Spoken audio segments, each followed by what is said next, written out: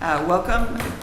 Good afternoon. This is the Westport Board of Health, September 18th, 2023 meeting that I am calling to order.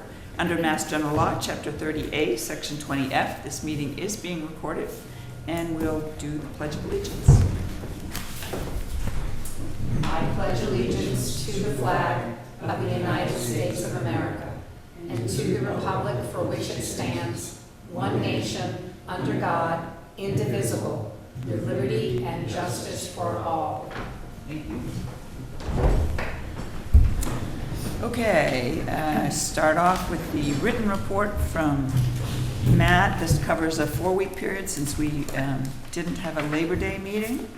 Any questions on that? We'll go to your, do you want to do the director approved plans and then you can do the rest of your verbal report? Okay. Okay, so we have 4-bedroom new construction on 30+ acres of land on Horse Neck Road for Stephen Lane, utilizing a stone bed and a Vantex system. It's been through Concom. We have a 4-bedroom repair on a 40,039 square foot lot on 27 Christine Drive for David Fournier, utilizing a Presby system, and it's been through Concom. We have a 3-bedroom repair on a 12,790 square foot lot on 131 Petty Lane for Carmen Legato. It's been through Concom, and this one is replacing a cesspool, and it's going to require a deed restriction. We have a 3-bedroom repair on 22 Donna Street on a 10,200 square foot lot for M. Karen and M. Rio, utilizing a Presby system, and this will be replacing a cesspool, and that one will require a deed restriction. We have a 5-bedroom new construction on 184,821 square foot lot on 1188 Main Road for an Andrew Rigo. It's been through Concom. We have a 2-bedroom repair on a 40,967 square foot lot on 548 Sea Drift Road for Michael Broughton. Been through Concom. This is replacing a cesspool, and this will require a deed restriction. We have a 3-bedroom repair on a 90,605 square foot lot, 3 Sandpaper Drive for Joseph Coyette. Been through Concom. Can I just, Yeah. so there's a 2-bedroom house on a 40,000 square foot lot, Mm-hmm. and it requires a deed restrict, or it's almost 41,000? Yeah, so Title V says you're gonna design a system so a minimum of 3 bedrooms. Oh, But okay, you can design it to 2, but you have to place a Okay. deed restriction on it. okay.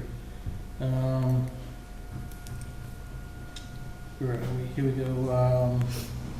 We have a 6-bedroom on 11+ acres on 33 Monez Drive for Joseph Monez, utilizing a stone bed. It's been through Concom.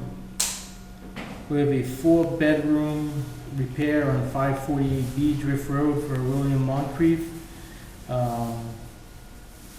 utilizing a Quick 4. This is replacing a cesspool. This one's on a 44,741 square foot lot. We have a 3-bedroom repair on a 19,615 square foot lot on 11 Emerson Street for R. Vanda and Ashley Tabor, utilizing a Presby system, and deed restriction is going to be required here.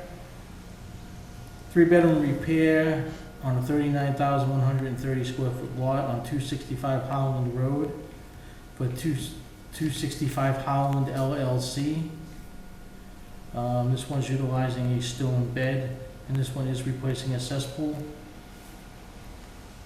We have Is a- that- I'm sorry to interrupt. Mhm. I think I saw on Shorelines that there's some, oh no, that's Old Harbor Road, sorry. Okay. We have a 3-bedroom repair on a 72,862 square foot lot on 46 Spinnaker Lane for John and Jen Keller, utilizing a Presby.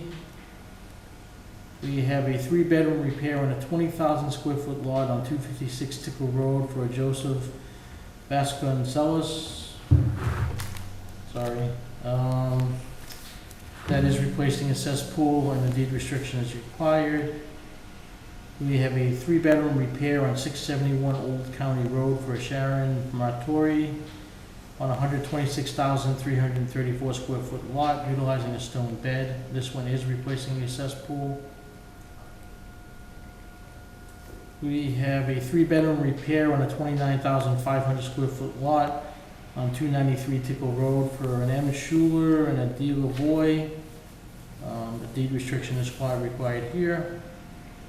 And then we have 4-bedroom new construction on a 60,000 square foot lot at 14 Wayland Way for Riley Homes, utilizing a stone bed and a singular 960 DN. And that's it. Okay, any questions from the board? No. No, so we, I move that we endorse the director-approved plans with the following conditions. 3-bedroom deed restrictions on 131 Petty Lane, 22 Donna Street, 11 Emerson, 256 Tickle, and 293 Tickle, and a 2-bedroom deed restriction on 548 C Drift Road. Second. can I just, and just to reiterate, all the new constructions will have the 2 times per year total nitrogen. Do we need to put that in a motion? I'm comfortable with? I'm comfortable with that. Yeah. Everybody knows that.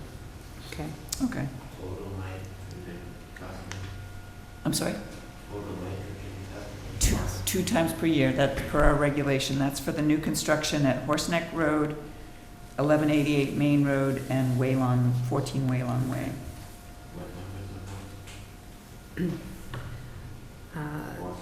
47. Horseneck, the first one, 1188 Main Road, all the ones that say NC, new construction, and 14 Waylon Way.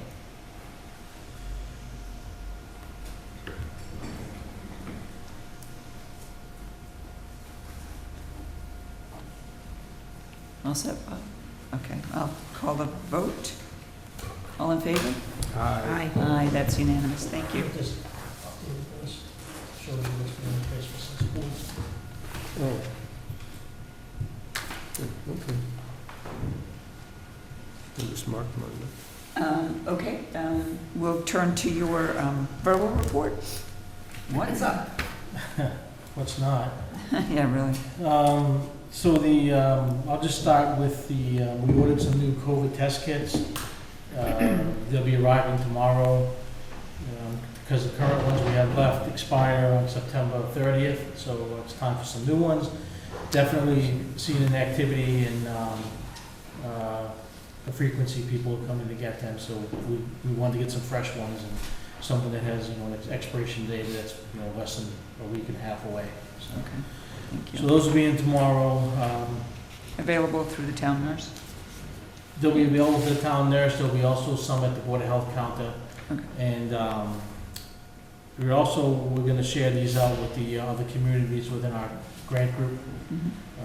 so they'll have fresh supply as well. I know that they've been seeing a big increase in people, in the frequency of people needing these tests. Yep, great, thank you. Transfer station has been doing well. We've had to have some coverage from the highway department to cover vacations. We had one on Saturday, they covered the whole day, and then earlier in the week, we needed something run and at a pinch, and they were able to run something for us to empty it out. So appreciate that and them helping us out as they do. But other than that, the transfer station has been operating fine, and things are good. It's been busy. I think we've been busier than we have been the last 2 years to this point. So it's been a busy place lately. Animal control, it's been really, really busy. Nick, has been out running for any number of things, as you can see on his call, on his report here. There's just a wide variety of calls, and it's keeping him really busy. I will say, He gets coyote calls, yeah. I will say the van for animal control, although it's a 2014, it's not terribly old. It only has 66,000 miles, not a lot of miles, but it is showing its age. I mean, we've had a couple of flat tires. We need new tires. The spare tire was rusted to the underneath. Couldn't get it off. And it's frequently having to go to the garage to have sensors looked at. And so I did put it into the capital improvements request for next year, for FY26.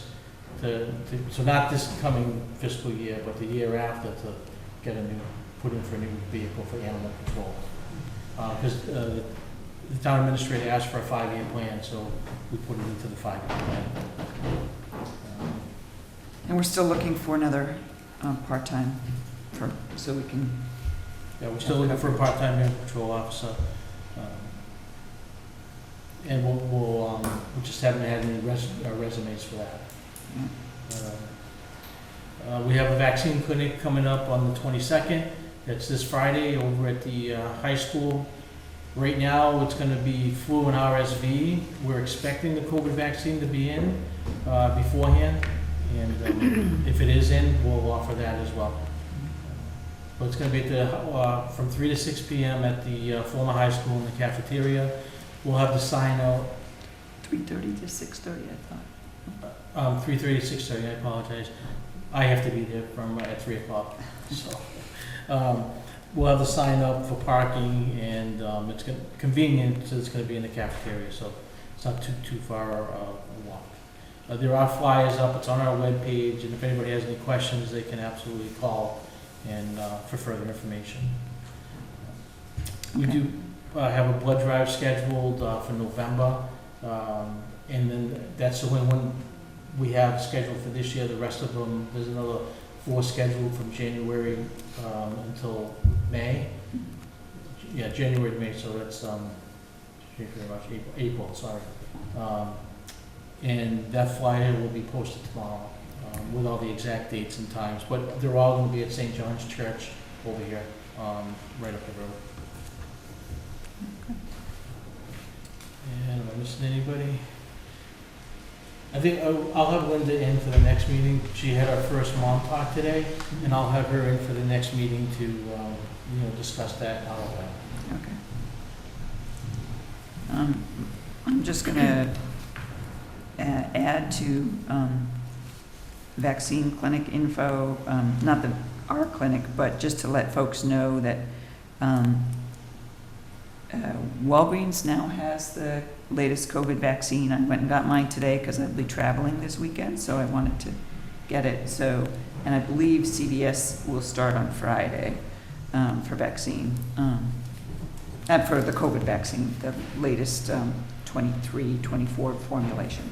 In case anybody is in a rush. We are seeing a definite uptick. It's nothing, nothing crazy, but there is an increase in cases that we're seeing, as I was telling John earlier. So, just encourage people to, be cautious of that, and we're coming into the season now where people get together and with family and all, so just, keep that in the back of your mind. Thank you. Okay. Questions for Matt? Nope. Okay. How much help do you need on Friday? How much help? I think as much money as we give. I think if the COVID vaccine becomes available, we'll see more people attend the clinic. But right now, it's going to be the apothecary is bringing 3 people, I think, and the person to do paperwork. I'll be there, and the 2 grant employees are going to be there to volunteer to help shuffle people around in paperwork. I'm not sure, Tanya usually comes, but I know she's traveling, so I'm not sure if she's going to be there or not. I will be there. I don't know if you Okay. need me to do vaccines or not. It's always good to have somebody there to jump in if we see a huge crowd, and we'll be ready with the station for that. But we'll just have to play it by ear on that, and the fire department will be there as well, doing what they do if somebody needs that. I'll be there though. I can just say from going to Walgreens today, I went online, I could make an appointment right away, but they're having a steady stream. They said that there's a lot of interest, people who like to get it early, we're all there. So it could be crowded on Friday. right. Okay, then we'll move on to minutes. We have 3 sets of minutes. Special meeting on May 23rd, talking about the part-time ACO candidate and the DEP Title V regulation update, and posting for the transfer station attendant. Everybody got that? Yeah. Any questions? No, I had none. No, I'm good. Let's just go through all of them. Maybe we can do them all at once. Then the next set is June 1st, 2023, regular meeting. I was okay with that as well. Me too. Okay, and then August 21st, our last regular meeting.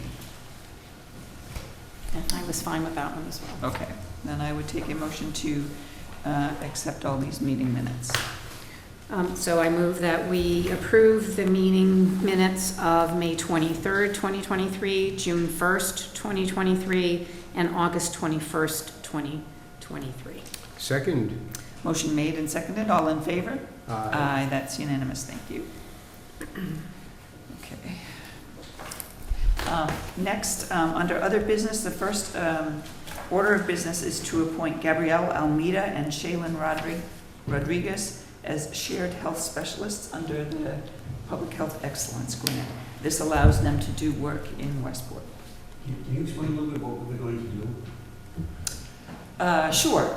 So under the Public Health Excellence Grant, which is a collaborative of 6 communities, including Westport as the lead community, Marion, Mattapoisett, Rochester, Lakeville, and Freetown.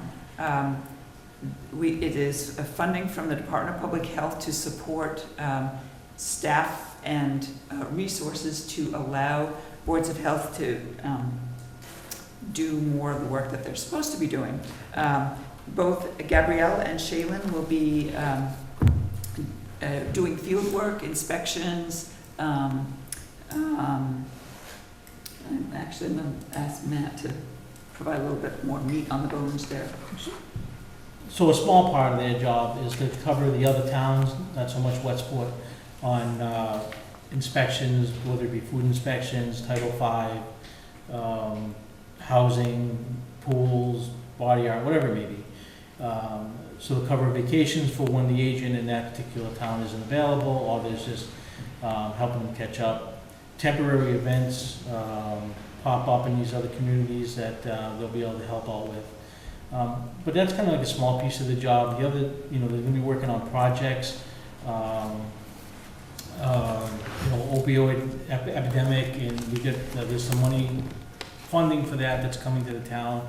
So we have to do something with some of that funding, which will be some educational resources. So they'll be working on projects like that. Training for some of the other community staff, organizing training and trainings for what that may be. So it's quite an extensive list. All state funded? All state funded. So we applied and received the grant. It's a $300,000 grant, which that's level funded. And then we're due for an increase in September for, I think it's $132,000, which will enable us to do more public health work. But yeah, it's all state, 100% state funded. No match. And as Westport is the lead community, we get an admin fee that the town could then use to support its budget, which it's well needed. Yeah. Okay, so I would like to make a motion to, in accordance with provisions of MGL Chapter 111, Sections 27 and 30, the Town of Westport Board of Health appoints Gabrielle Almeida and Shaylin Rodricks, inspectors with the South Coast Public Health Collaborative, as agents for the Town of Westport Board of Health for the purposes of conducting inspections and any other activities relative thereto, and they shall have the same authority that the Westport Board of Health agents have relative to conducting inspections and any other activities relative thereto. Second. Motion made and seconded. All in favor? Aye. Aye, that's unanimous. Thank you. I will say, even though the inspection piece is a small part of their job, we have to appoint them as agents of the board by law. So And they're being appointed as agents in all those other communities, Yeah. so they can work there as well. all the other communities have to appoint them as well. Okay. Moving on to page 2.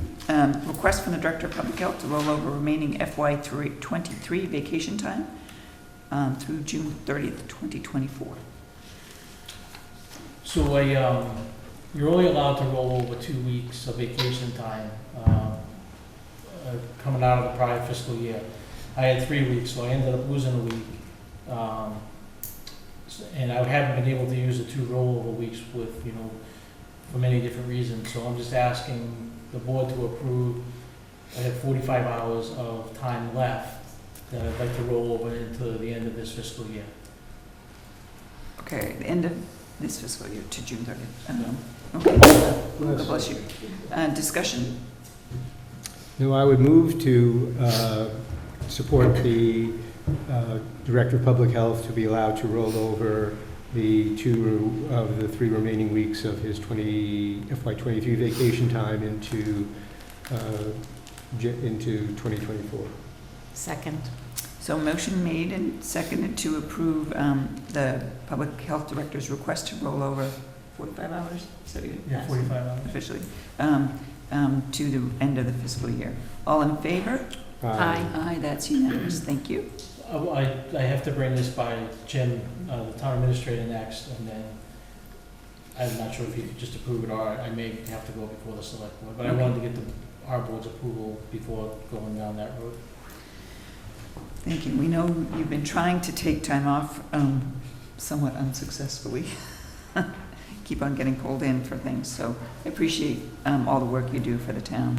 So, Ditto.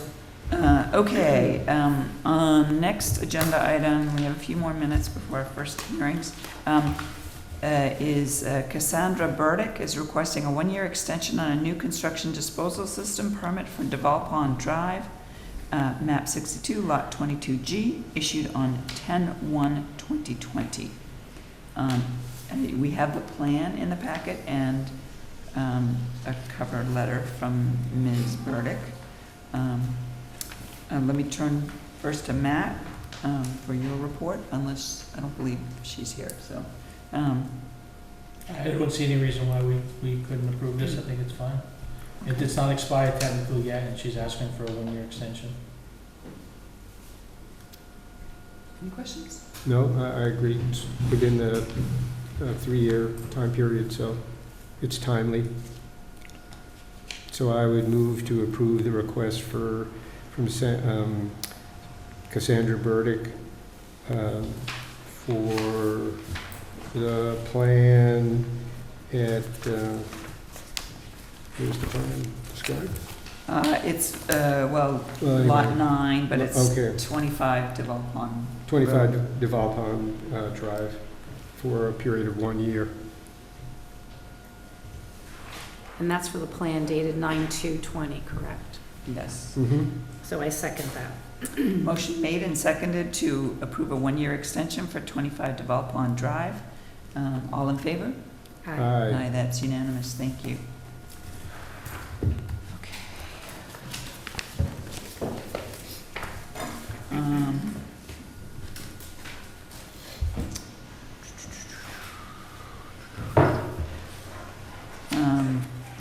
I'm going to skip over the cesspool closeout strategy discussion, next steps, because that might take a little bit longer than we have. Can we talk about the digital packets versus paper packets for the Board of Health? Will that take long? No. Okay. So I will say that I didn't have an opportunity to see you today, so maybe you could stop in tomorrow afternoon or Okay. Wednesday, and I can show you what I showed earlier to Donna and Tanya. Separately, yes. So just, I wanted to ask the board to transition from paper packets to digital packets, which are iPads. And you would pick up your iPads and click on the icon, it would bring up the meeting packet digitally, rather than have all this paper, and then you would just bring the iPads to the meeting and then turn them back in, and we'll reload them for the next meeting. Okay, I'll come by. Yes. There's a deal to be a crotch deal. I want to do a deal, but don't you think there should be at least one on the board who resists? Well, we You can,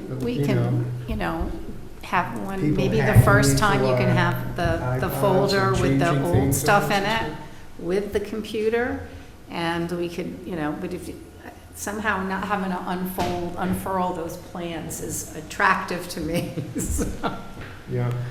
I was being the crotchety person this morning because I like my paper because I keep the files, not plans, but the files, and can refer back to them. But I've been assured that I'll have access to.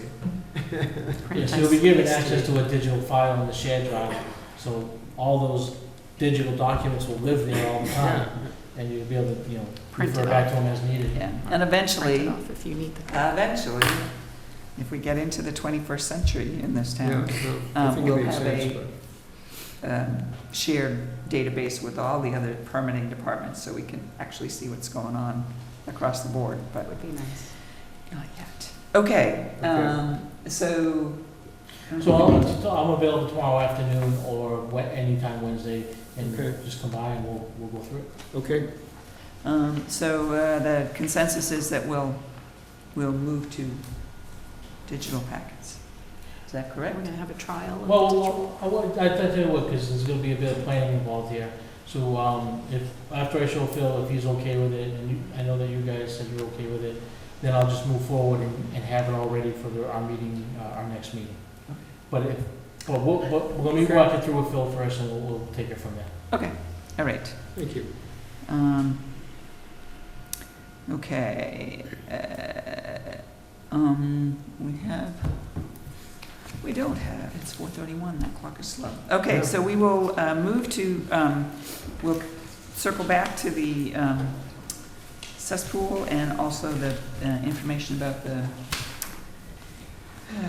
community septic loan program that's in the packet, and other board member updates after our hearing. So we'll move first. I call the 4:30 PM variance hearing for South Coast Engineering, Shane Souza, representing for 14 Banner Ave, Ana Torres. It's a 2-bedroom repair with a quick 4 on a 9,600 square foot lot, and this is a cesspool currently. Good afternoon, Mr. Souza. Good afternoon. Shane Souza with South Coast Engineering, representing Ana Torres at 14 Banner Avenue. As you guys may know, just off of Sanford Ave, this is a pretty dense community with relatively small lots. The existing 2-bedroom home is situated on a 9,600 square foot parcel. And what we're proposing here is a conventional pump system for the repair for the existing cesspool, where the effluent will be going to the septic tank, into a pumping chamber, and then the soil absorption field consists of infiltrator, quick 4 low profile systems just to reduce the impacts to the existing grade on the site. There is a proposed retaining wall that's being proposed, which we've shown on the plan as being engineered. It's a 2-foot wide retaining wall. It's approximately 2.5 feet tall. There are 3 wells, or 2 neighboring wells, and the existing homeowner's well that's within 100 feet of the proposed soil absorption system. The first well on 10 Banner Ave is 93.5 feet from the proposed system. 24 Banner Ave will be approximately 83.9 feet from the proposed system, and the homeowner's well will be 50.6 feet from the proposed system. We have submitted all the water analysis test results, And we also submitted a maximum feasible compliance waiver request due to the nitrogen loading requirements. Okay, thank you. I'm going to turn first to Matt, and then we'll open it up to board questions and audience questions if there are any. There was 3 wells that had an offset, right? 3, correct, yep. Oh, there it is. Okay. Yeah, there's a 4th well on the plan as well, but it's 102 feet away Yeah. on Milk Ave. And you filled out the maximum feasible compliance sheet. I mean, everything on the plan is fine. There's no problems with the plan or anything like that. So it's just, I think, up to the board now to discuss the maximum feasible compliance aspect of it. Okay. I have thoughts on that. I have lots of thoughts. One of them goes right to the water analysis, just of that whole community. That at 24 Banner Ave, there's coliform present in the water, and the nitrogen level is 7.22, which is above our concerning mark of 5. 5, At 14 Banner Avenue, the nitrogen level is 10.7, which is above the safe drinking water. And then at 10 Banner Avenue, the nitrate is 9.97.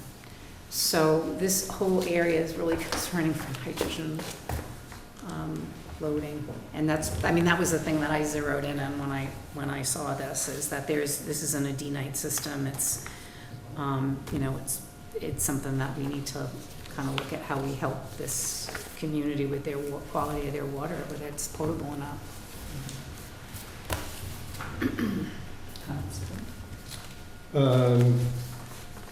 Yeah, I mean, obviously, those numbers are disturbing, or, I think the maximum feasible compliance sheet, showed that, requiring D-nite, would push them quite a bit over the the kind of 10% of the assessed value, because I think it's probably correct, approximately 43,000 for the denitrification system, which is closer to 20% of the assessed value. So I think there's an issue there. I think also at least one of the wells, it's a little bit hard to tell, but is kind of up gradient of the 10 Banner Avenue would seem to be up gradient of the site well, at least in terms of looking at the gradient, the topographical gradient on the site well. So I think that site may have its own problems. I'm not sure that requiring D-nite for 16, that's the right, 14 is going to, help solve that problem. So I think that's just my initial comments about it. I'd like to hear comments from everybody, though. Okay, so it is just out of an IWPA, so that's just a piece of information to note.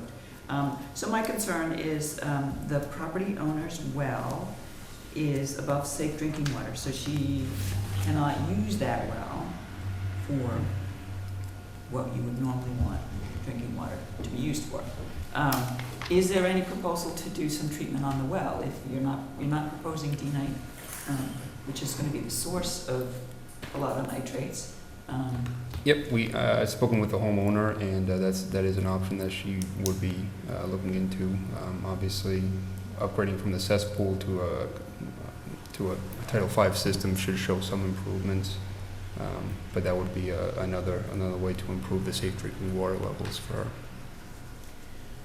Both of the abutting properties have Title V systems, so they help a little, maybe, but they're not great nitrogen reduction. So I would I understand this is obviously a financial constraint situation, but buying bottled water is expensive over the long term, and so I would really like to see treatment on the well as an alternative. I mean, I don't know, and maybe you can. Such as a educate me. filtration system to nitrogen removal, Yeah. for water So filtration what- system, yep. Yeah, what's the cost range for something like that? I checked briefly online. I know the material cost just for the system itself ranges from a couple of thousand, 2,000 to 3,000. At least that's what I saw preliminarily. And then obviously with the installation costs, it's probably still going to be lower than a nitrogen reducing system, which would obviously assist her Okay. financially.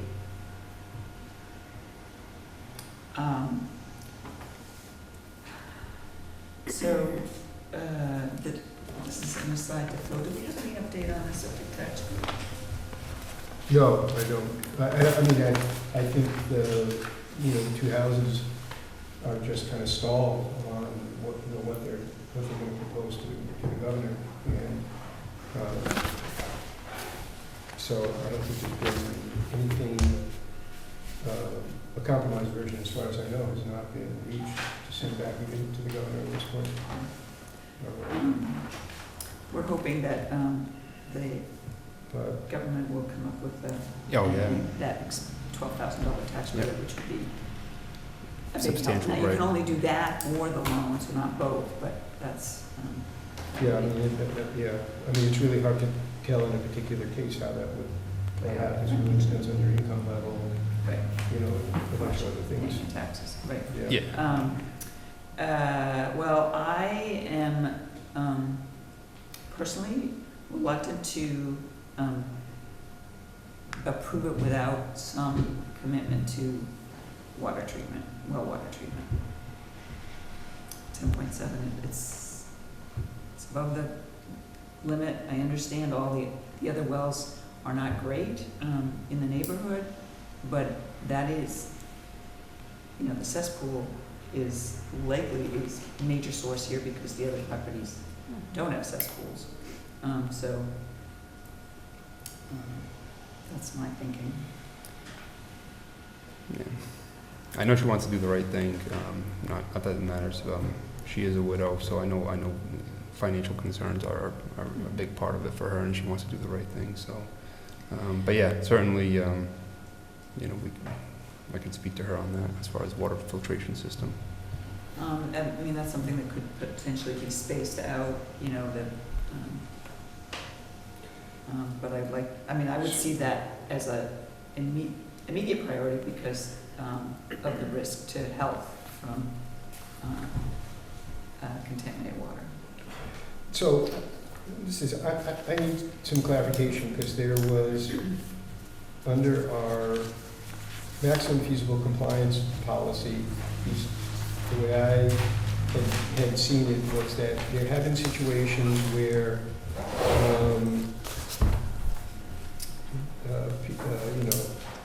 the alternative of putting a well treatment system, that we have done that. But where I think my concern here is that this is a situation which, at least as far as we've applied the policy in the past, because of the cost differential exceeding our policy considerations in a number of other situations where the kind of ignoring the numbers, just setting aside the nitrate level in the wells, we would have said, no, this is not subject to the maximum feasible compliance policy. You do not have to put denitrate. And I think in this case also, although it's not that much of a difference, the gradient, at least for Ken Banner, and for 10 and 14, it also seems that the wells are up gradient.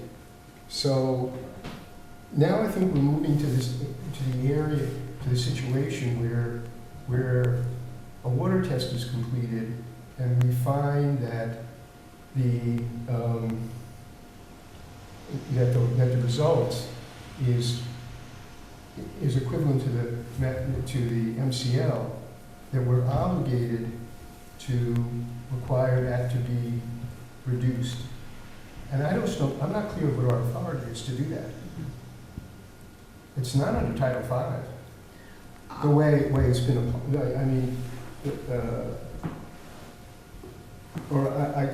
I'm just wondering, are we taking a next step that we're compelled to take? Clearly, we have to notify people, as we've done in the past. Just look, for coliform, you have to do this. But we don't require them to put treatment on their well or to do anything to address coliform. Because I don't think we have the authority to do that. So, I think we are standing on the right side of protecting public health to do what we're doing. I'm just not sure that the vehicle that we're doing it through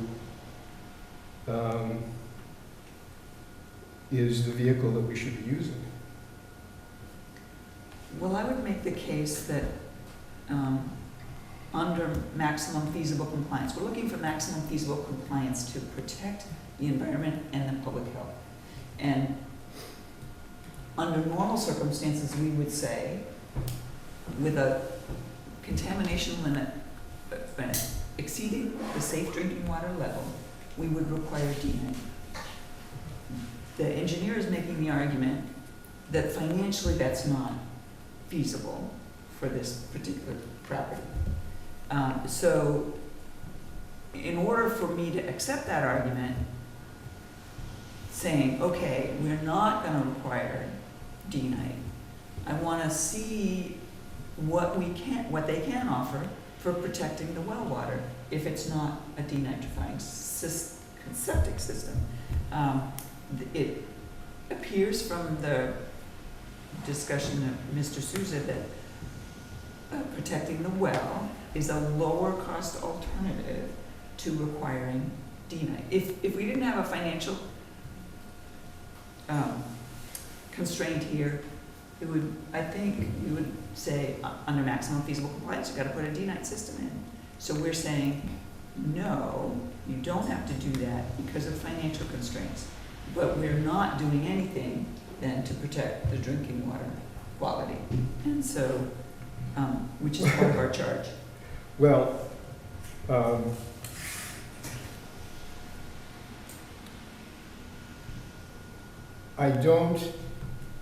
I think it has been made clear to us in conversations that we've had with DEP, as far as Title V maximum feasible compliance goes, I don't think that they think that the regulation applies that requires it only for new construction is how they've looked at it.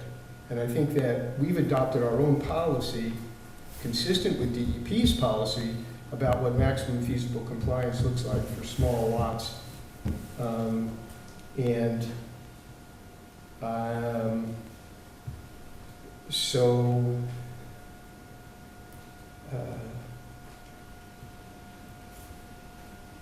So I think if you, I think if you both, think that this is the appropriate public health, pathway to take, and to require them to put well treatment on the well as a condition of approving the plan, then you should go ahead and do it. I'm just raising my reservations. Okay. And I was expecting you to do that, so I was waiting to hear your argument. So I'm just recalling a situation where we approved a plan, and then new people moved in, and the nitrogen level increased, and then they were left having to handle that. And so my concern is, as well, I'm concerned about the person who lives there drinking that water, because that water is not safe to drink. I don't know if she's drinking the water. No, she is not. But if she sells the house, then how do we help the new owner who comes in know, we'd have to, I mean, if we require this, if we require the filtration on the well, that we also then require water testing for some time after that, so that we know that it's working. And also that that information gets passed on to a new owner, that they know if it's potable or not. When we get into a situation like this, I'm always concerned about the person who's living there and then who comes after them, and whether or not that would be disclosed and they would know. Especially if they had a Title V, if they met Title V when the house was sold, but do they know that the water's contaminated? Yeah, well, I agree, that's a very legitimate concern. And while I don't know this for a fact in every case, I feel reasonably confident that anybody who's going to buy a house will have the well water tested. And that they'll rely on that test, whatever it is. Maybe it's one shot and it passes and, you know, who knows what happens next. But,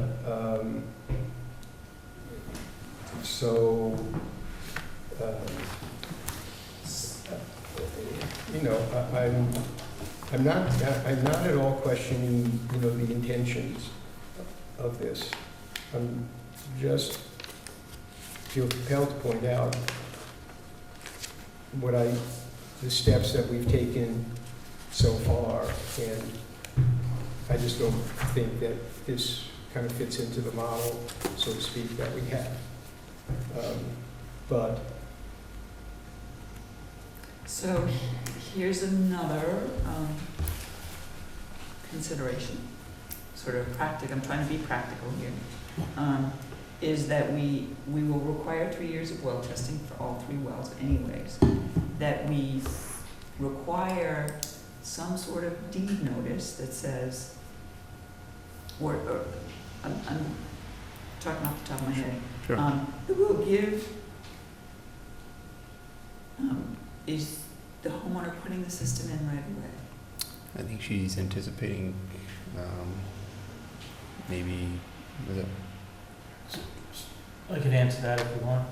Go ahead. So, I think I can answer it anyways. Being told that she wants to wait until town meeting, until I know we're gonna propose to remove the word D-night from the 1% wall. And she is gonna pursue it after we do that at that time, to get the 1% wall. But she couldn't afford it with D-night, but at 1%, she'll be able to do this and get the loan through the town. I would just say in the past, and because there may be time with this project, that we've asked the homeowners voluntarily to add the well treatment for the nitrates. And maybe because there's time, maybe that's a suggestion I can make to the board, is that they go back to their client and ask her if she's voluntarily willing to do that, and then come back to us. And that may, avoid the whole requiring it situation. We won't have to require it if they're gonna voluntarily do it. Well, my suggestion was going to be, if she was moving forward with the repair immediately, we'd give a 1 year to see that if the nitrates came down, then okay, drinking bottled water for a year is okay, and wouldn't require it, but then, sort of contingent. But if that's not happening right away, which it wouldn't be until next summer at this point, so the time frame would get extended. So would you be willing to accept a continuance and explore the possibility of nitrogen removal on the well, and then we can revisit approving the plan as proposed?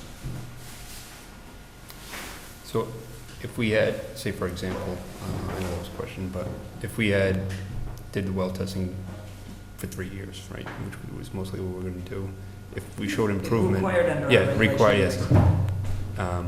If it showed improvement below the 10 threshold, would we then still require the, Well, that's what Well- I'm saying, is if you're not doing the septic repair in the first year, you're not what are the circumstances that are gonna change there? I mean, you were free Right. to take another water quality test, and if it Yep. comes down below 10, I'll withdraw my concern. So that's one option. What I'm asking you right now is, will you accept a continuance for 2 weeks to either get another water quality test, explore the option of well treatment, Treatment, yeah.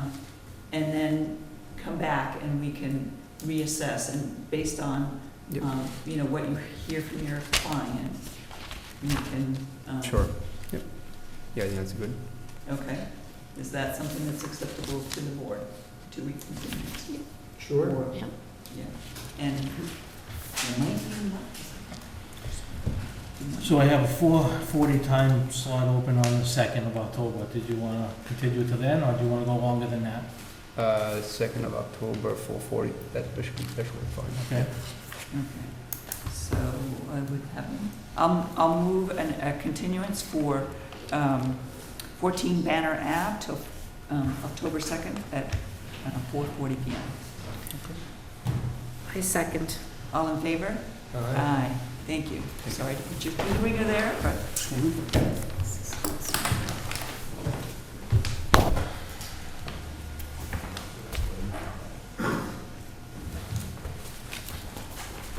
Okay, moving on. Our next appointment at 4:40 PM is variance request from South Coast Engineering, Greg Nicholas representing for 99 Plymouth Boulevard, John Duclos, a 2-bedroom repair with a Presby and a microfast on a 27,000, not that many feet, 27,000 rounded square feet, replacing a cesspool. You have the floor, Mr. Nicholas. Good evening. Craig Nicholas, South Coast Engineering for John Duclos, property on Plymouth Boulevard. What we have here, it's an existing 2-bedroom house on a 27,800 square foot lot.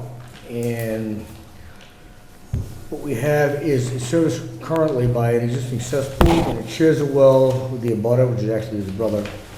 And the location of the pond and the existing well, and the constraints on the property is such that with the microfast system and proposed Presby system, the variance that we're looking for is the setback to the BVW and surface waters as shown on the plan. That's really as best I can do as far as the setback, because the primary setback that you want to comply with, if at all possible, is a setback to the well. So, as I mentioned, the property to the north is a shared well, the property to the south, the well is way up near the road. And this is what we have. It is a microfast system, so it is a denied system. If you look on the list of variances, I have the the setback, excuse me, that's to the BVW under Title V, and also the setback, which is in town of Westport, which I've listed on here, which I believe, because it's a D-night, does not apply. So, anyway, this is what I have for the overview, and that's it. Thank you. Turn to Matt for your report, please. I think it's fine. The only thing, there's no issues that I had seen, but on the approvals for the IA systems and microfast, can you just jot it in the notes, the transmittal number on the plan? Oh, I didn't put it on there? Okay. No. Yeah, all right, yeah, I usually do. At least I didn't see it. I mean, could be Okay. there. Maybe I just missed it, but I didn't see it. I looked it over pretty good. Yeah, no, it's not there. It's usually unknown in principle. Questions from the board? I don't have a question, but I do have a comment, because just relative to what you said at the end, which is, so there is a, you know, a provision relating to the SASs not being within 100 feet of the water of the Commonwealth, but it only applies to new construction. Okay. So you don't need a waiver of our regulation under that. Your regulation or the DEP regulation? Well, you need the you know, you need the waiver from the DEP Okay. regulation for the 50-foot setback, instead of 36.4. And I think you also asked for a waiver or variance from our regulation under 6A, which is kind of the conversion of what used to be the town bylaw to Mhm. a regulation, but that regulation only requires D-night only if you are within 100, you can't put in an SAS within 100 feet of a water of the Commonwealth, but that only applies to new construction. Okay. So you don't need that waiver, I guess is what I'm saying. Oh, okay. All right. That's what we talked about. Yeah, We earlier. talked about that. Yeah. That's why I mentioned I wasn't sure if it was necessary. Yeah, yeah, so Okay. other than that,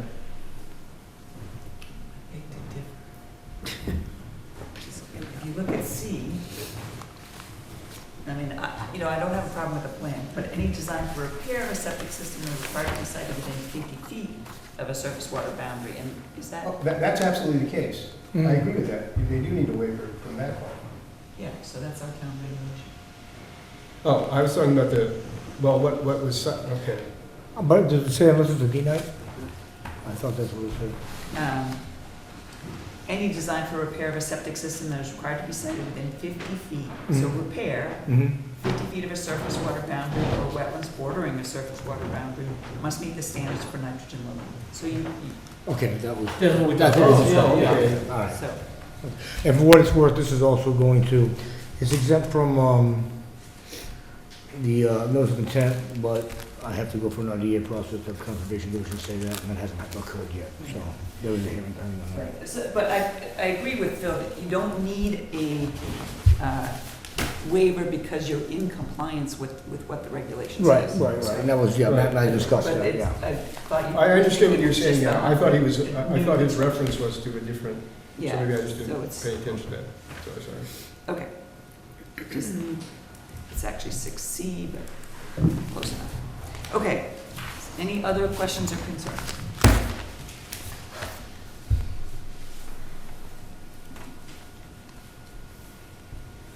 No, but we're still doing the variance, correct? Yes, for, under Title V. Okay. Okay, so I move that we approve the plans for 99 Plymouth Boulevard, owned by John Duclos, dated 6/15/23, for a two-bedroom repair, with the following variance: a reduction in the offset edge of the system to the BVW and surface waters of 36.4 feet instead of the 50 feet required, and with the following conditions: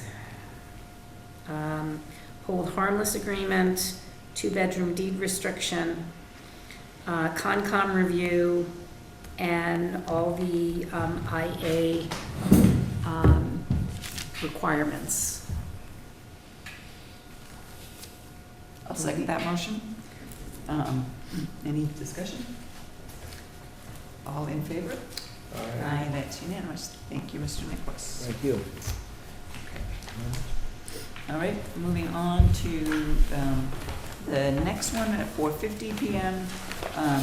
Mr. Nyquist representing again for 774 State Road, Frank Massa. This is a 3-bedroom repair with a Presby on an 18,000 square foot lot. I don't know what somehow we're missing a number there. You have the floor. Okay. Again, for the record, Greg Nichols of South Coast Engineering. Okay, so what we have here is 18,000 square foot lot, existing 3-bedroom house with quite a few structures on the property, a bunch of small lots around it, and a bunch of wells all over it.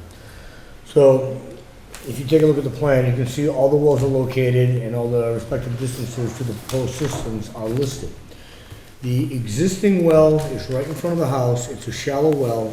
And speaking with the client, I strongly recommended they relocate that well and put in a drilled well. Right now, there's nobody living in the house, but I still said, that's just not a good idea.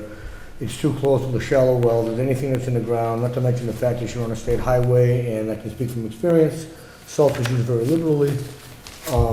I think it'd be a prudent idea, and he agreed with it, and thought it was a great idea, so there is a proposed new well, and I believe he's already come in, Matt, tried to get a permit for it, for that new well? Yes. Yeah, okay. I have staked out the system too. Yeah, because we needed that, because there's no real room for error on these No, measurements. not at all. So, we had to have you stake out the edge of the system Okay. so we can measure the well. So anyhow, it's all staked out in the field.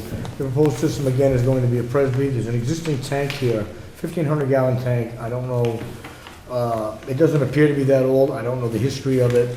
But in any event, it appears to be in very good shape. We want to use that existing tank and tie into the Presby as shown on the plan. The one waiver that we're requesting is a setback to get you the foundation at 15.2. That's the existing house because there is a cellar in it. The other ones have a slab foundation and we're within the regulation of 10 feet. The sheds that are shown here are not on foundations, they're just on piers. So, that's it. Okay. And I'll turn to Matt. No, this is a good plan to, a limited area to try to get this system upgraded. So I don't see any issues. Thank you. Open it up to the board. I have no comment. I will, looking for a motion. All right, I move that we approve the plans for 774 State Road owned by Frank Massa dated 8/29/23, and I just have one question before I go on. How long has the house been empty? According to the owner, the guy wasn't paying rent, so we threw him out about a month ago or so. Not that long. And if you go there, you can see there's evidence of somebody was living in there long, cigarette butts all over the place. With the following variance or reduction in the offset from the SAS to the foundation to 15.2 feet. And the following conditions: 3-bedroom deed restriction, hold harmless agreement, and Concom review. Second. Motion made and seconded to approve the project for 774 State Road. All in favor? Aye. Aye, that's unanimous. Thank you. See, the three I had up there would be too easy.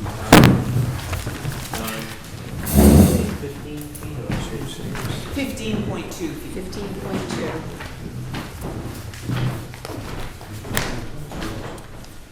Okay, moving on to the 5 PM variance hearing request. Len Potter from Westport Environmental Design, representing 476 Old County Road, Michael Lees II. This is a 4-bedroom repair with BSF and Advantex on an 11,310 square foot lot, replacing a cesspool in riverfront. Thank you. You have the floor. Len Potter, Westport Environmental for Mike Lees Jr., or Mike Lees, Jr. The system is located at the head of Westport. It's 2 houses to the west of the river at the head of Westport on the north side of the road. We have a 4-bedroom house. It's actually a duplex, and the well is located in the backyard. We have a neighbor, Mrs. Dutra, to the east, and that well will be 90 feet from her well, and Mrs. Griswold to the west is going to be 69 feet to the well. The cesspool, it's a pinpoint, is 77 feet to the Griswold well, and it was 97 feet to the 480. Water table's high, cesspool's in the water table, cesspool's a failure. So our intention is to install a bottomless sand filter along with a AX20 Advantex unit and tank. And that unit, the tank will be 64 feet from the well. No, I'm sorry, about 52 feet. And it'll be 84 feet to the bottomless sand filter. There's other issues involved here. We have the riverfront, which doesn't really count toward septic repair, but we have wetlands approximately 69 feet to the north. So the best thing we can do with this property is to install the most expensive and probably efficient system in the world. A bottomless sand filter. And that's what I'm doing. So the variances that we need are, let's see, the owner's well, it's gonna be 64 feet separation from the owner's well, and it's gonna be 69 feet from the well at 476, Mrs. Griswold, and it's gonna be 90 feet from Mrs. Dutra at 480 Old County Road. There's nothing behind it, but it belongs to Chickatelli. There's nothing behind it, it's woodland. Okay, And that's it. thank you, Mr. Potter. Turn to Matt for your report. No, the plan is well written. I don't see anything. I looked it over a few times. It's pretty comprehensive, so I didn't see anything that had to be changed. And hopefully the change out of this system, or the upgrading of this system, will help 470, no, where is it? Will help 472. Their nitrates are at 11, so hopefully this will Yeah. help with that.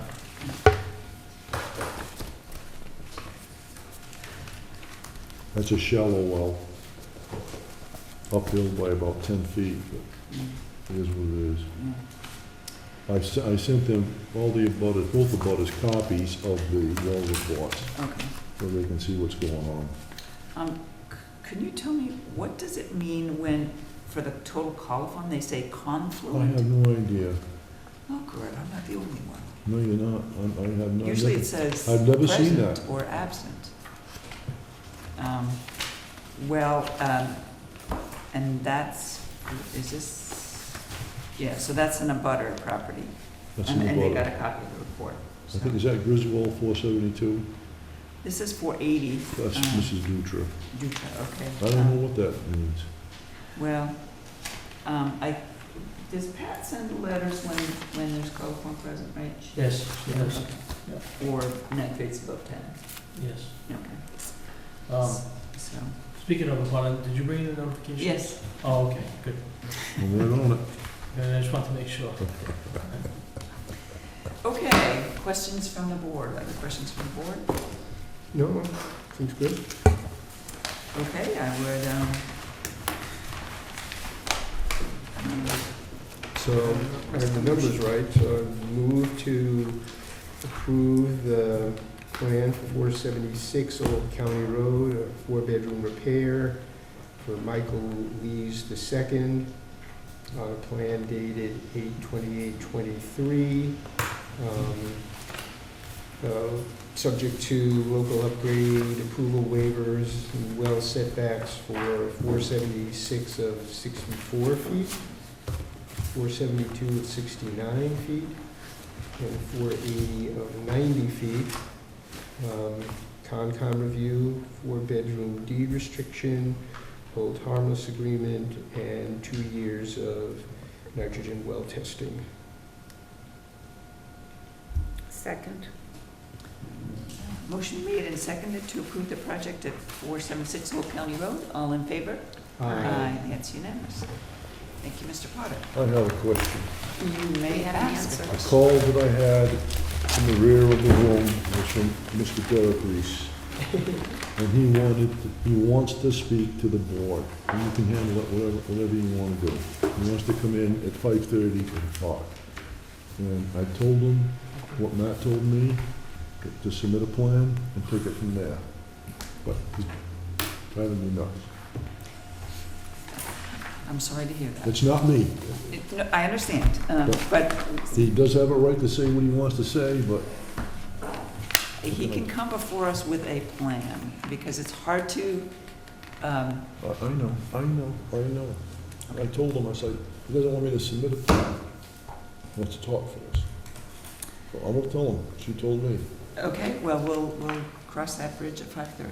Well, I'm gonna cross it in about two minutes. Okay. So it's not on the agenda. It is not on the agenda. Well, it was on the agenda, and then it got taken off the agenda. Well, it never actually made it to the agenda. I never did, huh?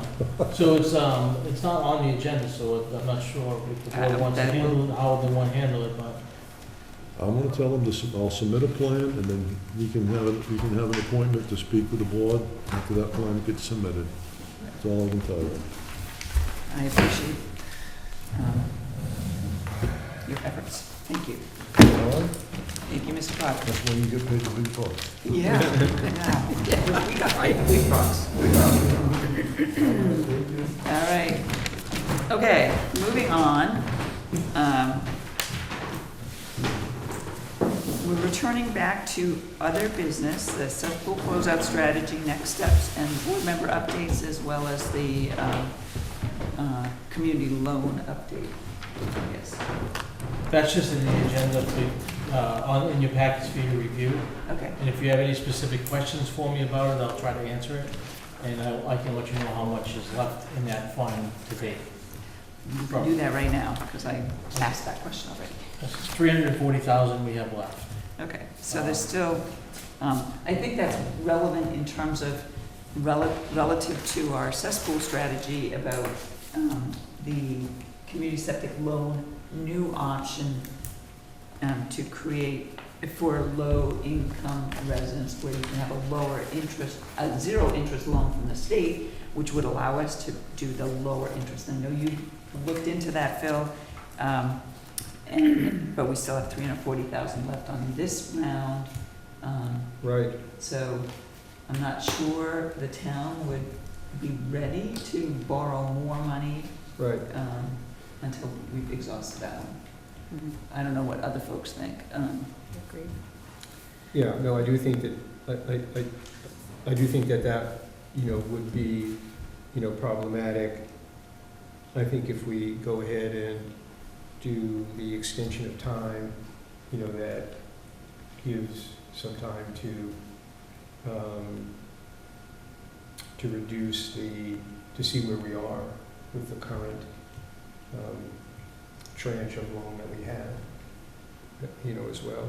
Plus, if we move ahead with the conversion of the rollover fund. Okay. So, Well, I wanted to bring that up in terms of, how, I didn't know, but I think yeah. that's true. There are Yeah. other obligations the town may be facing in terms of sewer and so on that, and obviously, since the override didn't pass, there's not a lot of appetite for spending on anything. Well, I mean, I think in order to even apply for that loan, you have to have a town meeting vote, first. So Okay, I wasn't we're- sure what the order was. Yeah, that was, when I went back and read the application requirements, that's a precondition to Okay. apply. So, so it wouldn't happen, within the next, we'd be getting the money 2 years from now, in a certain sense, because we'd have 24 to go through the application process, and then by the time the money came available, we would be in calendar year 25, Okay. I think is how it would work. Um, And we take a vote in calendar year 24 and the spring of calendar, if we were going to do that, and then we still wouldn't get the money until 25. Okay, so timing-wise on that, we should check back. When do we have to do town meeting articles? Like February. February? So January of 2025, to see where the balance is, because we're not gonna do it for January of 2024. So Right. January of 2025, we put on the calendar to see where the balance is on the current septic loan, Mhm. to see whether we should put forth an article. The way that the amount of people that are coming in and inquiring about the community septic loan, I'd be surprised if we're not well out of money before January 1st, 2025. Really? Yeah. But we've had the loan, we've had the money, it just, For almost first 6 or 8 months, it sat with no activity, and then all of a sudden it picked up. Is it okay. because of the cesspools? It People could are be coming? partially because of that, but just seems like it's picking up. Well, now it's probably 2.5 points below the mortgage rate. Right, well, that's true, interest rates are so much So, higher, Now yeah, it is competitive okay. as compared to. Well, then let's revisit this in January of 2024, Okay. because if the balance is, you know, if the trend is showing that we're really going through the money, then we should consider it, and we'll see how town meeting reacts to that, if we go forward. But in the meantime, we're ready with an article on, as I shared with folks the last time, or whatever, I don't know when, our last meeting, because we didn't have one in Labor Day, to modify, as you said, the other loan program we have, which is currently at 1%, but it requires, it's only for nitrogen reducing systems, and we want to support, we're hearing people with cesspools who need to upgrade, and that's usually just to a Title V, they wouldn't be eligible, and so we want to open the eligibility to that. So that's already planned for town meeting of May of '24, which is for FY '25. Yeah. Okay, so that's one thing. We had reviewed the draft proposed regulation changes. I know we had some other discussions.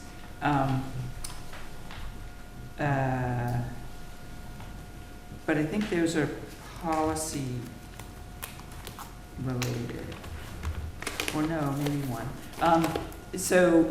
My proposal is that the draft amendment to our local septic regulation, which has a couple of administrative or clarifying changes, and then one substantive change, postponing the deadline for cesspool upgrades from February 1, 2026 to February 1, 2028, that we put that on the agenda for the October 16th, 17th, whenever, 16th, I think, is the next meeting at which I will be present, to adopt.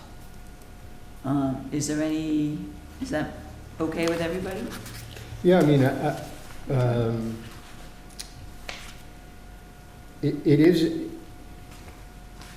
I don't have the objection to the date. I was just wondering, in anticipation of this, what kind of outreach we would be doing to tell people about this, because there is the possibility that opening up, and I support what we're doing, but it may open up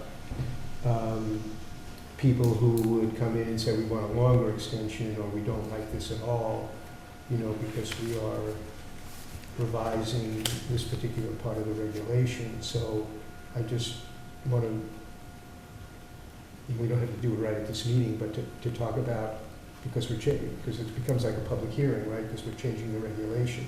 Mm-hmm. And, how we're going to let people know what we're doing and give people an opportunity to comment on that. And then for us to consider, take the comments in and consider what we're going to do about it. Okay. I think adding a 2-year is, I don't think there's people going to be objecting to that. I don't think they will, but I don't think they will, but I think we may get comments that it's not enough, or that we should be doing the cesspool thing in a different way, because we're, Okay. that's all. So I we think we just certainly need to be can. prepared for that, or not make it seem as if, we changed this without people giving an opportunity to people to comment. So there was that. I won't Okay, call it risk, but there's that. what I hear you saying is you would like to have a public hearing and then a later adoption, based upon feedback from a public hearing. Well, I thought, so it's not that I would like to have a public hearing. I thought when you, but correct me about the administrative requirement, but I thought when we're revising a regulation, that it's the same, I thought the same requirement would apply as to adopting a regulation. So, which I thought involved a public hearing. But if I'm wrong about that, then that's fine. I had understood sort of minor changes, you didn't have to do a public hearing, but I'm fine with, let's just go ahead and do a public hearing. Okay, You want to schedule that for October 16th? sure. Can we do that for 4:30 PM before we have any appointments, Matt, or do you recommend it at a different time? Let me just make sure we don't have anything on here for that date for any appointments. Yeah, so we got no appointments on October 16th, so yeah, I say we just do it first thing. Okay, so we will have a public hearing on the proposed changes, which we can post on our website, and do some other publicity if we have to do a legal notice anyways, right? Yeah. Public hearing. So we're extending, this is just, we're gonna do a public hearing specifically for the extension of the cesspool closeout, correct? Right, to extend the deadline to 2 years. So October 16th at 4:30 PM.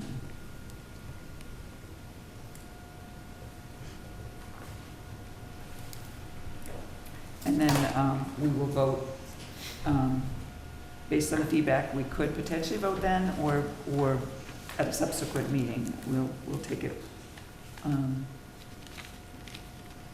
one step at a time. I had thought about next steps, as you were pointing out, people might be interested in this, as sort of some sort of outreach education about both the extension of the deadline, clarifying what we talked about around eligible D-night systems and so on, and the proposed article change to the septic loan, because I think one of the big concerns we've heard about the timeline for septic, for cesspool closeouts is the financial implications for homeowners, as we've heard tonight. And so maybe by then we will know more about the septic tax credit, and so we can do a focus, and we remember, as you recall, we talked with the realtor, Nicole, about doing more education, so maybe then in November or so we could do an outreach and workshop information session about sort of process, sort of as it becomes more real. And also, we should be talking about the hundreds of properties where we don't know what kind of system they have, and they have a house that's more than 50 years old, so it's likely to be a cesspool. We'd have to do some sort of outreach to them as well. So all of that can be wrapped up into the future, into part of that process. Yeah, I wasn't suggesting we do a newsletter prior to the, that level of outreach. Okay. Yeah, I wasn't, just, so, Okay. yeah. So we're agreed on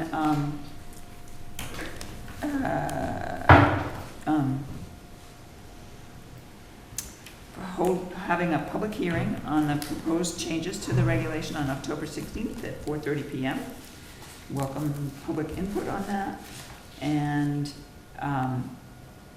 at that meeting or the next meeting, we can talk about the outreach, a deadline or a time for that, and what the content will be. I think it's a little premature at this point, I guess. Any further comments or discussion about that? No, well, and maybe this is a timing point of view and who does it, but, opening a discussion with the treasurer around the, The current one? around, right, changing the current, our revolving fund, the current, and just kind of getting just talking through whatever issues there might be about that, Yeah. and getting her support for that. So, For it's the not, for the current tranche of money you're talking about? Yeah, for the current, well, not for the current tranche, Oh, for so the much as future, oh, changing it. in anticipation. Yeah, Okay, yeah, got it. yeah, Got yeah, it. yeah, just in anticipation. I don't know what the timing of that is. I mean, it's only September and we're talking about February, but then everything starts to get crazy at the end of the year, and so, you know, Right. I mean, Well, it's worth it to, We said we revisit in January to see how that yeah, loan program is Yeah. getting, how quickly it's getting depleted, and then. and that's another, yeah, that's, yeah. That's- So as part of that discussion, we can sort of give a, because you now have the most, you've done the most research on it in terms of the, that new option. Yeah, Um, but it was pretty superficial. I have to I had to kind of dig into it more, and it even just occurred to me whether, I don't know if this is an issue among the other towns that are part of our They're interested, actually. collaborative group, which is kind of what Barnstable did, you know, so they have, Oh, not, I'm Yeah, sorry. kind of. I don't mean for us to take over other towns. I mean, just they're Yeah, interested yeah, in seeing but- what we do. right, yeah, so, anyway, yeah. Okay. So I'll keep looking at that too. All right, yes, that would be helpful, and I think what we can figure out a strategy for approaching both the treasurer and the select board about, we're gonna be proposing to, apply for this version of the community septic loan program. Actually, that makes it only eligible, only low and moderate income would be eligible for that loan program. Right. In order for us to maintain the open for everybody septic loan program, we would have to still apply for the regular one as well, is that correct?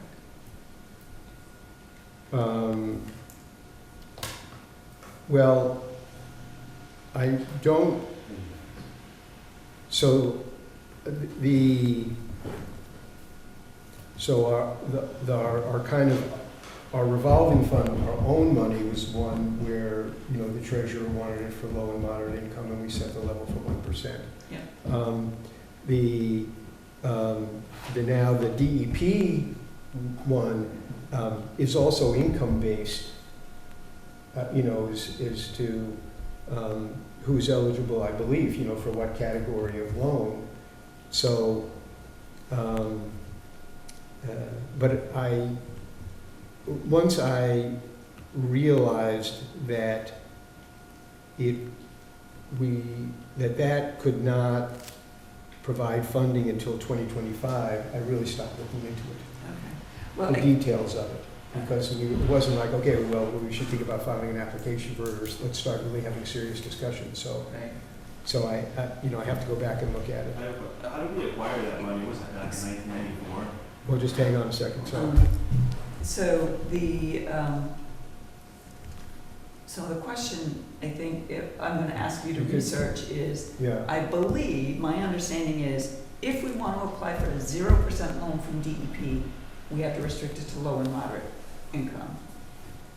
right. Which means if that's all we apply for, we then do not have, we would have to apply separately for a 2% loan to do the regular 4 or 5% Well, with no income Well, qualification. What I don't know is whether that there is a loan that you can apply for that gives you, or that gives the applicant a flexibility out of a single tranche of loan to say, I fit into this category and I'm entitled to get a 1% loan.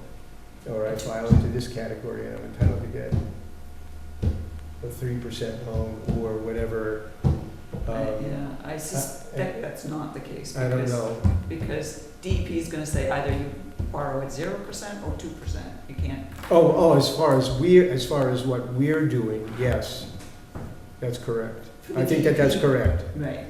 So I the think question. that's correct. So one of the things we have to figure out, and maybe Amelia can help us figure out, is how many, we don't ask for income criteria right now. Right, How many homeowners do we think right. would still want a loan who don't meet the low and moderate income? And if we don't apply in addition to the 2%, you know, for the DEP 2% loan, we won't have any loan program for them.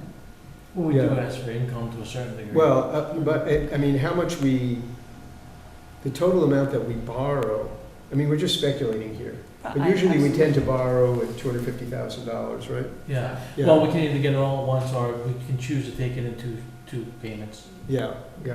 But So the last time was 500,000. Yeah, because we chose, I applied for it that way. Yeah, right. I mean, So we Well, could it's all apply kind for of speculative, but if we 250,000, wanted to do that, maybe we could apply- 250 at 2% yeah, or something. Okay. yeah, or, So there's a lot of nuances to figure out. do a hundred, if we and- wanted, right, if we wanted 250,000, we want 125,000, 0%, we want 125,000, 2% loan. Okay. And so the total I think debt there's two burden would be, applications. yeah, 2 applications. But Okay. I don't know, we'll have to, All right. we have much to So learn. you have time, because we're gonna look at this again in January. Right. So, but if you could take the lead on I will exploring that, that take would the be lead. really wonderful. Right. And help us, and then we maybe should meet with the treasurer and/or the select board for their input as to, Mm-hmm. should we apply for, you know, how much should we apply for, how much at this percent and how much at that percent?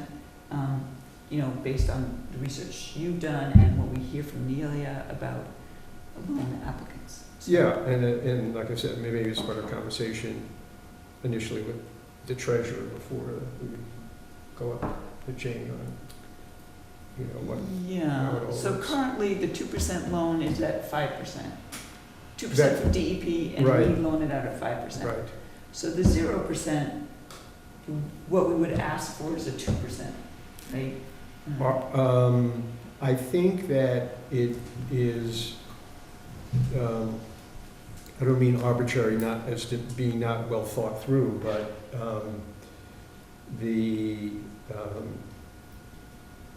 so I don't know the answer to that. I don't, there's not a direct connection there, but I think in the past, towns, there was a period of time where DEP was offering 0% loan, and I think the few towns that participated in that was charging 2%. Okay, I think my understanding, what I've heard about the the new Mhm. option is it's 0% and towns are then Right. loaning it out at 2%, so they have enough funds to cover the administrative costs. But that's really still up to the treasurer, It- correct? It is this up to the treasurer. Yeah, yeah. Yes. I mean, this is where, again, there's misconnection, because there's a certain percentage of that loan that is set aside for administrative costs, that comes off the top. Okay, I think that I think what the communities charge is somehow, is related to situations where loans get turned over very quickly, so you don't actually really recover all the interest, or if someone defaults on the loan. And we charge loan fees to cover our costs, in part. So it's a little, so don't, the interest rate that we charge, I do not believe is allowed to go to cover costs, those kinds of costs, administrative costs. We get like a certain amount of the loan that can be used for administrative costs. okay, Yeah, I I think it's didn't a- understand it that way. I think it's pretty, out of the 500,000, I think 25,000 maybe comes off the top of that loan. It's a certain percentage that covers, you know, Nelia's time, let's say. Or any filings, there are stamps and stuff like that. Right, right. And then for other fees, we charge the borrower for various things that need to get done. But, again, That sheds a it's different light on it. it's more of a risk analysis that the treasurer's office does. Okay, And says, okay, you expected to get this much money back from the loan, but they sold the property in 2 years and paid it off. So now we borrowed the money, but we're not getting the interest payments back, or there's a default, and so now we have to chase after the person and pay lawyers' fees and do all that. So, all right, thank you. I believe an audience member had a question about our town Fund 20 account loan, is that correct? Yeah, I was wondering how you guys acquired that, like, was it 1994? Is that where? That was like, 1994, yep. That was a, what was that from? How did that? How did it was a grant issued to the town before the Community Septic Loan Program was established. That was paid back. The loans that were made out of that was paid back, so we have those funds, and those are now available for us at the local level. It is no longer a DEP tied loan. They have given us authorization to establish a loan program, which we did at annual town meeting FY21. And we're proposing to remove one of the restrictions on that loan to make it more accessible to people who are having to repair cesspools, upgrade cesspools. And still has to, but it's only available to low income. Low and moderate income, right, Yes. established by whatever those rules are we have on our website. Okay. We're now moving on to board member updates. I'll turn first to Yes, Dawn. I just do an advertisement for Team Cow. Clean Air Westport happens this Saturday from 9 to noon. People can go to cleanourwestport@gmail.com to register. We need people from all over town, all different parts of town to participate in cleaning up the trash. People meet at the old high school on 17 Main Road in Westport at 9 a.m. You can come a little bit earlier because we set up earlier and pick up trash bags and the equipment you need to do the pickup. But you know, please, if you can't make it, but you can clean up another day, to just let us know what road you'd be cleaning up. If you're cleaning up a road if it's your road and you want to clean it up, just email us and let us know so we can have that into account. You want to give the email address? It's cleanourwestport@gmail.com. Thank you. Okay, all set? Thank you. Go. I don't really have any updates, but just along the lines of what Donna was talking about, just to say that the Watershed Alliance is having its electronics recycling day, which I think is October 4th. And it is usually held behind Town Hall. And I think you can go to the Alliance website, and they'll have all the details, about that. Most stuff is free, some stuff costs a nominal amount. And, you can do microwaves and stereos and TVs and just about anything electronic, not major appliances, but, All those out-of-date cords and stuff too, yeah. right? Mm-hmm. It's great. What day did you say that was? I think it's October 4th, Okay. I believe. Okay, thank you. I just Thank had a question whenever you guys had time. Yep. So, Is I it need related get to, on the agenda for my septic system this whole year. you, when, Now Armando knows what's going on, but I've been trying to call you, you never answer the phone. Left messages. Mr. Reese, when you have a plan to submit, we'll be happy I to. submitted the plan. I've called Matt. He's never returned my call. I don't know why. Do we have a plan for Mr. Reese? Yes. We have one I submitted one plan. we have one plan that Lenny submitted. Okay. Can you bring that up? I just want to hey, let's get this done because it's like I want to get this done. Is that a plan that we've reviewed? And by the way, I Yeah, do sure. pick up the garbage on my street every day. Every day I see garbage cans, beer cans, I pick it up every single day. Thank you. Glass. Thank I you. don't need recognition for it, but yeah, since you guys are asking for it. Um, All I want to do is I want to get my septic system approved. I have a right to repair, I believe. You guys want to have me do a D-night system? You guys have been talking behind the scenes, I hear, from Mr. Weinberg. Mr. Reese, if we have a plan that you want to No, have, I just asked you a question. if you have a, You guys know about what I'm talking about. Yes, I did submit the plan. Okay. Lenny, did you submit you have a plan pending? Over a year ago, I submitted a plan. The This is just- original- I'm asking Lenny a question, please, hang The on. original plan was Oh, yeah. submitted, I don't know, back a year or so ago, and then we ended up going through, questions and then we ended up with a tight tank plan. Okay, so the plans that we have a tight tank plan that's in place, Yeah. and the other plans that, I never asked for that, so you guys demanded for me to have, I think for some that- reason or other. I'm going to ask Mr. Potter to give us the current circumstance of what the current status is. the current- We have an approved plan for a tight tank, is that correct? Okay. Do we have another plan submitted by you? Same plan. I went to Excuse me, I'm speaking to Mr. Potter. The original plan was filed, and I know Matt got at least one copy of it, Original plan for, for the subsurface system, standard septic tank and a subsurface system. Since my system has been there prior to 1995. So Which I have Matt, that 10 on. original plan, is that one that it was withdrawn in order to submit the tight tank plan? yes. I don't And- know, but, for sure. but, can I just? Yeah, sorry. So what I talked to Lenny about was if he wanted to resubmit the plan that you have on file, he has to resubmit it with the appropriate variances, so it can be resubmitted. It doesn't have the variances on it. Because we meet all the requirements. You need the variance to alleviate the requirement for elevation of the tank. It's just Not a, in the elevator. It's gonna well, be within the listen, I'm same- trying to work with this guy. Phil, can you try to explain it? Yeah, so this is the conversation that I I've been trying to had. have, but This is the look, so we have to make a deal. Here's the deal. When one of us are talking, you can't talk. We'll shut up and then you can talk. Deal. Is okay.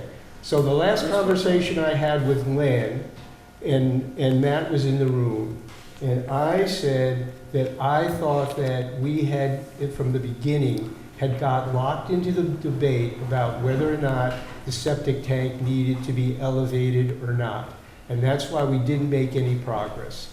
And I said to Len that there was a way to get around that, which is if you applied for a variance from that requirement, which is a requirement that is under Title V, that the tank had to be elevated, then you could move forward with a septic tank and an SAS. But for a number of reasons under our regulations, in order to do that, you would need to incorporate a denitrification system in order to get a septic tank and an SAS. And that was consistent with what another project had moved forward in the velocity zone and done that. And so we had consistency in that requirement. Now, if you want to, you can submit, we can look at your old plan, okay, and I think it's likely that we will deny it. And then you can appeal that to Superior Court if you want. Or you can come in with a plan that incorporates DNITE, and you will get what you want, a septic tank and a leach field. And it seemed like a very accommodating situation that was consistent with what the board had done recently. And that's where we are. Can I speak? Now you can speak. Why did it take this long to come up with something so easy?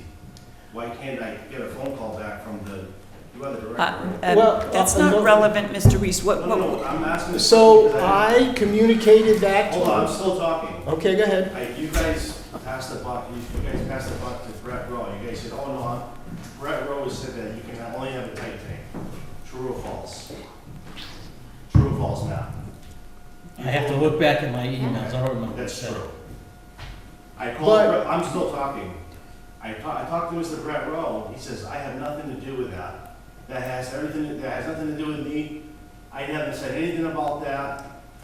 I don't know who's mentioning things, saying, I've never said anything to that, and I don't kind of go back and forth and say this and that. So it was a cat and mouse game between the town of Westport and Brett Rowe, the state, and, oh, it's not us. You guys had no engineering done, but yet you're telling everybody that asked questions about the law, what could and what could not be done. You guys can't do that without engineering. Okay, so Mr. Reeves, if you would like I'm to, still talking. Len Potter is a professional. I don't think he would submit a plan that can't be done. The first meeting I came here, you told me to my face, right on TV, that it wasn't a system prior to 1995. In fact, it was. It's just a repair that I'm looking for. That's all I want. I'll do the D-Night system. Before we scratch plans up and make this and do that, I'll do the D-Night system. You guys are very concerned about it. If you guys pay, I'll do the first 2 years, which is required in most towns, and I'll stop there. If you guys want to do it from there on and maintain it, it's up to you guys. the maintenance requirement is 2 years. the maintenance requirement is based on the DEP approval. That is not something that we Okay. can vary. What I'm saying, I'm asking, proposing to you, can we do it this way? If you guys, once it's working correctly, it's working. And out of that money, if you guys, can you guys pay for that out here? Because it's gonna be a lot of money that I don't need to pay, they shouldn't have to pay. Mr. Reese, you would be subject to the DEP approval requirements. We haven't waived that for anybody, we can't waive that. So you can, excuse me, you can speak with your engineer about that. But that's not something that we have any oversight over, because the DEP approval is issued by DEP to the technology company under those conditions, those requirements. This is right in the paperwork. We require compliance with the DEP approval letter, that's all. And we require the 2 times per year total nitrogen testing under our local regulation. You can ask for a relief from that after 2 years, as per our regulation, and you're welcome to do so. But Well, the- I'd like to but get it done. I don't like- But the requirements under the state approval letter are not under our jurisdiction, and therefore, we can't waive that. So going forward, if you would like, what I understand is, you have an approved plan for a tight tank, you're withdrawing that plan, you want to submit another plan with a variance around the elevation of the septic tank. It is up to you and your engineer to decide. Ask a question about that. Will you tell me? I am speaking, No, you- that was the deal. You would stop Okay, go ahead. talking until I finished. You and your engineer can decide. You either submit a plan with a variance request for the elevation of the tank with or without D-Night. That's up to you, and we will evaluate that. We can't evaluate the plan you submitted because it does not include a variance request to come into compliance with Title V. So it is not a plan that we can work with. Excuse me. So you can work that out with your engineer, and we'll be happy to have a hearing and discuss and evaluate that plan. Yes, Mr. Reese? Is there anybody that applied for a variance on West Beach that had a septic system done the last 10 years? I don't know Last 10 that. years, has anybody else got a variance? Yes or no? Yes, For the height restriction? No. not for the height restriction, but You can't do that we to me. You approved, can't do it to me if you didn't do it. we to me. approved, I'm talking right now. so you just asked me a Okay, question. you answer the question, yes or no. Well, Okay, Mr. you know what? Reese. I'm gonna, It's just not fair what you guys are trying to do. So I You think you this is should not ask on me the for agenda. something. Yeah, it's This not, is we have not on to the stop. agenda, we need to take It it has to back. get I'm gonna, Yes. this is, It's not on the agenda because you never put it on the agenda. because I we don't. move that we The board adjourn this can't. meeting at 5:52 PM. Second. All in favor? Aye. This meeting is adjourned.